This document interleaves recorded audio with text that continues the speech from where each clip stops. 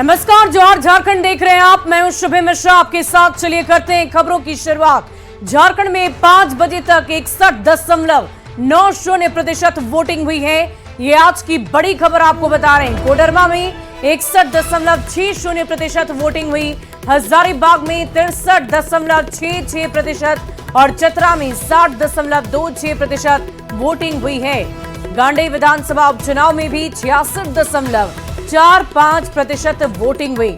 तो शाम 5 बजे तक झारखंड की 3 सीटों के लिए मतदाताओं ने अपने मताधिकार का प्रयोग किया और वो आंकड़े क्या हैं वो इस वक्त आपकी टीवी स्क्रीन पर है। 5 बजे शाम तक झारखंड के 61.90% मतदाताओं ने अपने मताधिकार का प्रयोग किया है। इसके अलावा चतरा लोकसभा क्षेत्र, जहां पर आज मतदाता बाहर निकले, अपने मताधिकार का प्रयोग किया, उनकी संख्या 60.26% रही। कोडरमा 61.60% लोगों ने अपने मताधिकार का प्रयोग किया। वहीं हजारीबाग की बात कर लें तो हजारीबाग में 63.66% लोगों ने आज वोटिंग की है और इनकी संख्या सबसे ज्यादा है। के लिए 5 बजे तक का अप्रॉक्सीमेट वोटर टर्नआउट है 61.90%।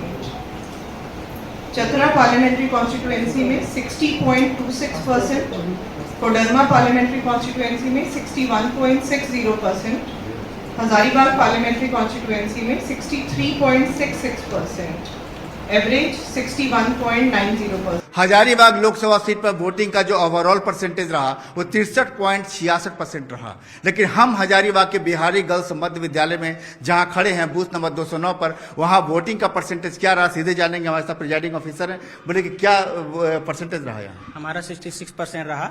हमारा जो वोटिंग हुआ शांतिपूर्वक हुआ। हमारे अभिकर्ता थे, जितने भी अभिकर्ता थे बढ़िया शांति माहौल से काम कराए। हमारे पोलिंग ऑफिसर थे 1, 2, 3, उन सब से मिलकर अच्छे से काम किए। और अब यहाँ पर जो ईवीएम है उसे सील करके सीधे जो है अब यहाँ से हजारीबाग जो है बाजार समिति वहाँ ले जाया जाएगा। कुल हजारीबाग लोकसभा क्षेत्र में 5 विधानसभा हैं। 5 विधानसभा में जितने भी मतदान केंद्र, तमाम मतदान केंद्रों से ईवीएम को सील करने के बाद सीधे कड़ी सुरक्षा के बीच ईवीएम को हजारीबाग बाजार समिति ले जाया जाएगा। क्योंकि जो आज यहाँ 3 जो लोकसभा सीट पर चुनाव हुए, चतरा, हजारीबाग, कोडरमा, जिसमें हजारीबाग का परसेंटेज सबसे ज्यादा रहा, लेकिन उम्मीद थी कि ये परसेंटेज 65% के पार जाएगा।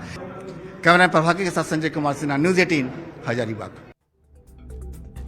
इन तीनों सीटों पर 2019 में हुए मतदान पर 2019 में इन 3 सीट पर ओवरऑल 65.56% मतदान हुए थे। वहीं हजारीबाग में 64.85% मतदान हुए, कोडरमा में 66.68% मतदान हुए और चतरा में 64.97% वोटिंग हुई। यानी कि तुलनात्मक तरीके से अगर आप देखें तो इस बार वोटिंग प्रतिशत थोड़ी कम रही है। बढ़ते आगे, झारखंड की 3 सीट पर वोटिंग हुई। वीआईपी वोटर ने भी वोट डाला। हम आपको 6 तस्वीरें दिखाएंगे और पहली तस्वीर हजारीबाग की आपको दिखा रहे हैं। हजारीबाग में कांग्रेस उम्मीदवार जेपी भाई पटेल ने चाणो पंचायत में मतदान किया, तो वहीं बीजेपी उम्मीदवार मनीष जायसवाल ने बिहारी गर्ल्स मध्य विद्यालय में परिवार के साथ मतदान किया और इसी दौरान उनकी पत्नी निशा जायसवाल और परिवार के दूसरे सदस्यों ने वोट डाले। गिरिडीह के सांसद चंद्रप्रकाश चौधरी और उनकी पत्नी, रामगढ़ की आजसू विधायक सुनीता चौधरी ने राजवल्लभ उच्च विद्यालय की बूथ संख्या 196 पर अपने वोट का प्रयोग किया। कोडरमा से बीजेपी विधायक डॉक्टर नीरा यादव ने भी वोट डाले। और 5वें चरण का लोकसभा चुनाव शाम 5 बजे खत्म हो गया। चतरा के टेट्रा बूथ पर वोटिंग खत्म होते ही ईवीएम को सील कर दिया गया है। मतदान कर्मचारी ने बताया कि 413 नंबर बूथ पर करीबन 64% वोटिंग हुई है, जिसमें महिलाओं की बहुत ही अहम भागीदारी रही।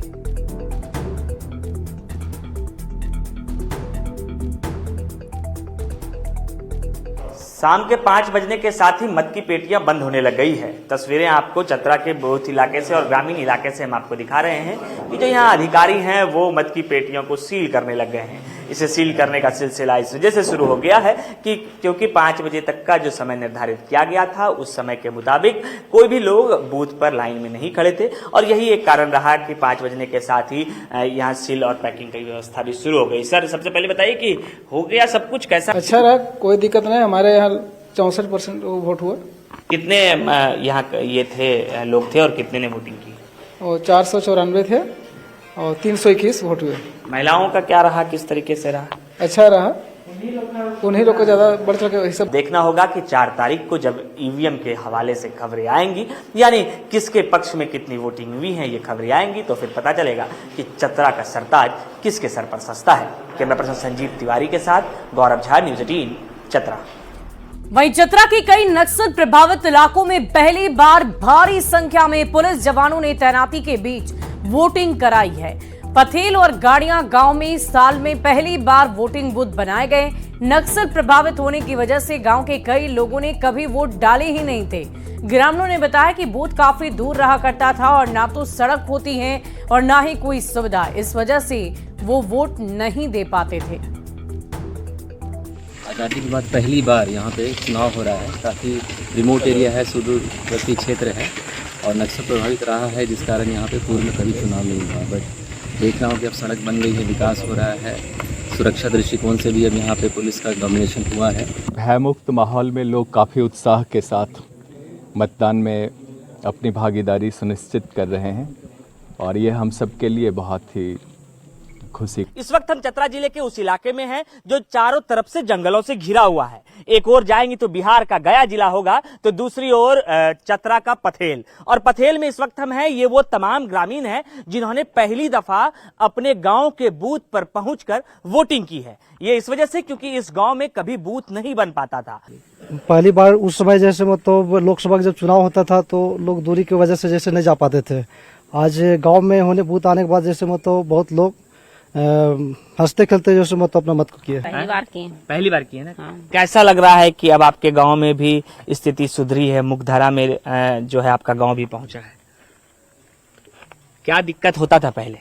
सड़क की व्यवस्था नहीं था तो। हाँ सर। लेकिन यहाँ आ रहे हैं, बूथ पर आए आज? हाँ, बहुत खुश है सर। खुश है? आपको भी खुशी? हाँ, बहुत खुश है। खुशी की वजह क्या है? वहाँ विकलांग लोग के हम लोग के लेना पड़ता था 10 किलोमीटर अपना मोटरसाइकिल से। जिम्मेवारी मिलता है कि आप लोग वोटिंग कराना है लेके वहाँ, तो ये तो बचा नहीं, ये तो खुश है। ये परेशानी से बचे, रोड हुआ, ये रोड के पहले दिक्कत था। अब ग्रामीणों का ये कहना है कि जब अब गांव में सड़क आ गई, बूथ बन गया, तो उम्मीद है कि सरकार बनने के बाद इस इलाके का विकास होगा, शिक्षा आएगी और फिर यहाँ के भी गांव के लड़के विश्व पटल पर अपना नाम रोशन करेंगे। कैमरा पर्सन संजीव तिवारी के साथ गौरव झा, न्यूज 18 चतरा। वहीं कोडरमा के अरखंगो बूथ पर बीजेपी समर्थक और पुलिस के बीच झड़प हो गई। बीजेपी समर्थक प्रवीण सिंह ने पुलिस पर उनके साथ बदसलूकी करने का आरोप लगाते हुए जमकर हंगामा किया। बताया जा रहा है कि प्रवीण सिंह खुद नशे में थे। बूथ पर काफी देर तक ये हंगामा लगातार चलता रहा। चश्मदीदों का कहना है कि प्रवीण बार बार बूथ परिसर में आ रहे थे और जब पुलिस ने उन्हें बाहर जाने के लिए कहा तो वो माने ही नहीं और इसी को देखते हुए हंगामा लगातार जारी रहा।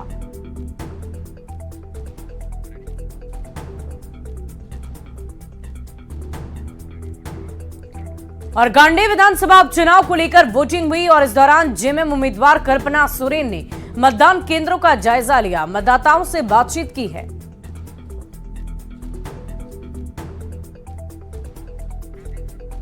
तो गांडे उपचुनाव में कल्पना सोरेन ने बहुत मेहनत की। लगातार अलग अलग जगहों पर जाकर उन्होंने मतदाताओं से अपील की कि उनके पक्ष में वोट किया जाए और आज आखिरकार वो घड़ी आ ही गई जब मतदाता पोलिंग बूथ तक पहुंचे और अपने मताधिकार का प्रयोग किया।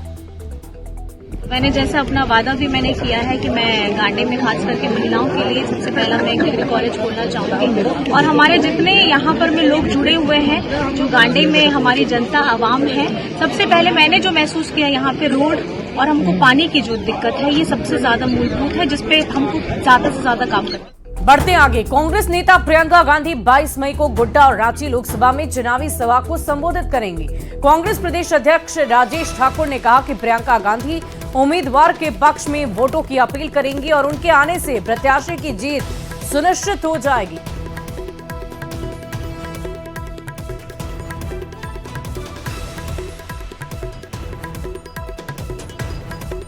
प्रियंका गांधी करेंगी प्रचार प्रसार। जो देश भर में सर्वाधिक चहेती नेता हैं आदरणीय प्रियंका गांधी जी 22 तारीख को आ रही हैं। सब पहले गोड्डा में सभा करेंगी, उसके बाद रांची में सभा करेंगी।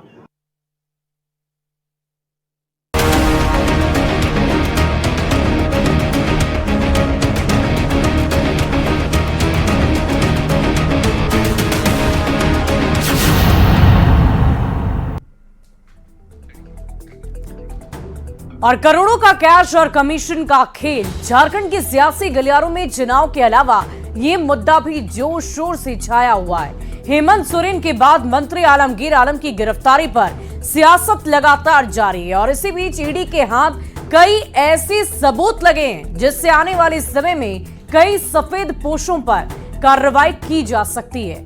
देखिए रिपोर्ट।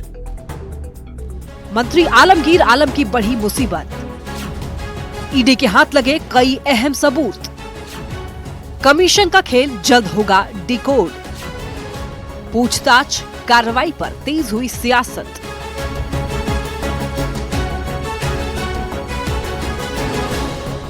ग्रामीण विकास विभाग में चल रहा कमीशन का खेल जल्द डिकोड होने वाला है।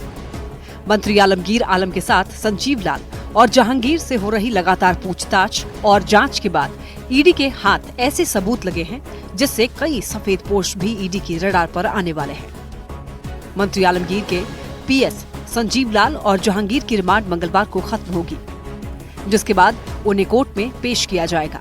इस बीच ईडी ग्रामीण विकास विभाग के इंजीनियरों से पूछताछ की तैयारी कर रही है।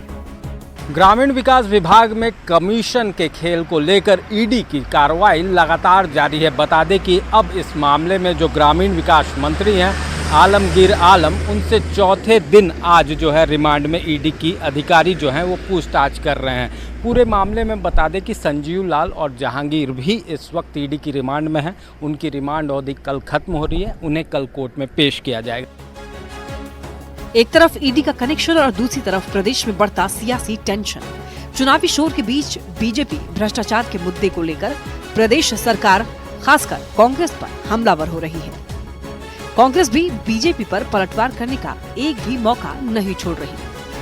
तो आप बताइए, हेमंत सोरेन मुख्यमंत्री पद से इस्तीफा देने लगा, भ्रष्टाचार का आरोप। आलमगीर आलम बताते हैं कि खड़गे जी के मुंह में दही जमी हुई है, गर्मी में राहुल गांधी के मुंह में दही जमी है, इस्तीफा नहीं ले पा रहे हैं। जारी को जो देश को दीमक की तरह खा रहा है, जेल की सलाखों के पीछे पहुंचाएंगे। पार्टी कहीं मौन नहीं है और हमेशा से पार्टी भ्रष्टाचार के विरोध में ही रही है। और जहां तक बात करते बीजेपी वाले, तो बीजेपी वाले को अपने भी गिरवार में झांक कर देखना चाहिए।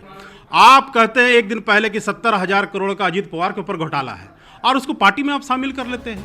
मामला मंत्री से जुड़ा है, सियासत होना लाजमी है, लेकिन सवाल यह है कि आखिर करोड़ों की कमीशन के खेल से पर्दा कब हटेगा। सवाल ये भी कि कितने सफेद पोश इसमें शामिल हैं और कौन है इसका किंग पिन। रांची से ओम प्रकाश, न्यूज़ 18।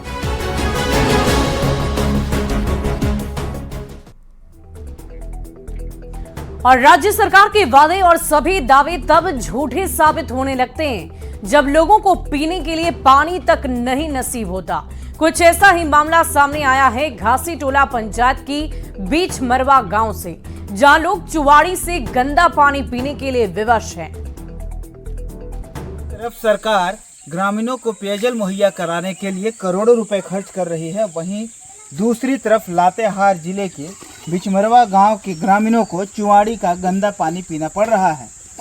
तस्वीरों में साफ नजर आ रही है कि किस तरह से ग्रामीण इकट्ठा होकर गंदे नाले का पानी पीने को विवश हैं। हम लोग का बहुत जल्द से जल्द इकट्ठी कर दीजिए पानी की व्यवस्था से, हम लोग का बहुत तकलीफ है पानी को। ये चुवाड़े से पानी लेते हैं हम लोग और गंदा पानी पीने से सबका तबीयत खराब हो रहा है। तो आप लोग कहाँ से पानी पीते हैं? चुवाड़े से पीते हैं हम लोग, नहाता भी है। बरसात के दिन में कितना कष्ट होता है? बहुत कष्ट होता है। बाढ़ पानी उसको भी पीते हैं हम लोग, पानी आता है उसको भी पीते हैं, कुत्ता पीता है और फिर जानवर आके पीता है। ग्रामीणों का यह मांग है कि जल्द से जल्द इनको पेयजल मुहैया कराया जाए। लातेहार से न्यूज़ 18 के लिए विकास तिवारी। और यहाँ रुकेंगे एक छोटे से ब्रेक के लिए। खबरें लगातार जारी है।